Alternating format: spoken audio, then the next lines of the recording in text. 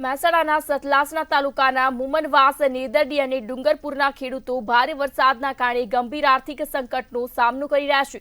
ત્યારે શનિવારે મધરાત્રિએ થયેલા મુશળધાર વરસાદે ખેતરોમાં પાણી ભરાઈ જવાને કારણે મગફળી અને મકાઈ જેવા પાકો સંપૂર્ણપણે નિષ્ફળ થયા છે, જેનાથી ખેતરોમાં નદી જેવા દ્રશ્યો સર્જાયા હતા। ખેડૂતોએ મોંઘા બિયારણો ખરીદીને મગફળીનું વાવેતર કર્યું હતું, પરંતુ કુદરતની આફતે તેમની મહેનત પર પાણી ફેરવી દીધું છે। ત્યારે આવી પરિસ્થિતિમાં ખેડૂતો હવે સરકાર પાસે તાત્કાલિક સર્વે અને આર્થિક સહાયની માંગ કરી રહ્યા છે।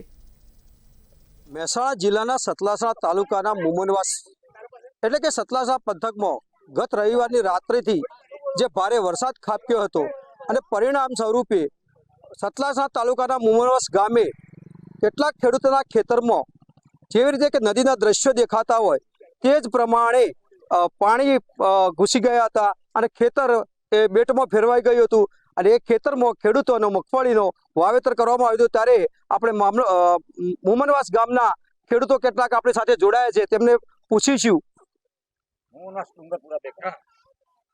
શું નામ છે કાકા? મંગાભાઈ મંજાભાઈ પ્રજાપતિ। કેટલા વરસાદનું કેટલું નુકસાન?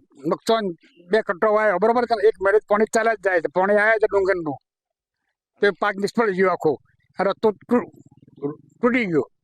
એટલે કેટલું નુકસાન છે મગફળીના વાવેતર? 15,000 ખર્ચો કર્યો ખાતર બિયારણથી। હા, બધું નુકસાન જ છે।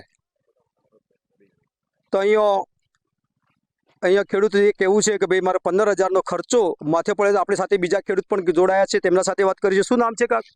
મારું નામ ગણેશભાઈ મનસાભાઈ પ્રજાપતિ, હું મુમનવાસનો રહીશ છું। ગણેશભાઈ, કેટલું વાવેતર કર્યું હતું મગફળીનું? મેં મગફળીનો કટ્ટો વાવ્યો હતો। 6 કટ્ટામાં હાલ પાણી બધું હેડે છે। આ ઉપરથી ડુંગરનું પાણી આવ્યું છે ને બધું, અને એમાં 1 કટ્ટું તો આખું થવાઈ ગયું, એટલે એમાં ડોકો પણ જોવા નથી, અંદર પથરા રેત જ આવી ગયું। કેટલો ખર્ચ પડ્યો તો? ખર્ચો 20-1,000 રૂપિયા, મારો 20,000 થી 25,000 રૂપિયા ખર્ચો પડ્યો। સરકાર જોડે શું અપેક્ષા? સરકાર જે આપે એ ખરું બરાબર, અમે તો જાહેરાત કરીએ, પરંતુ સરકારશ્રીને જે એને જો આપવા જોગ હોય એ અમને સહાય કરે એટલું બરાબર છે।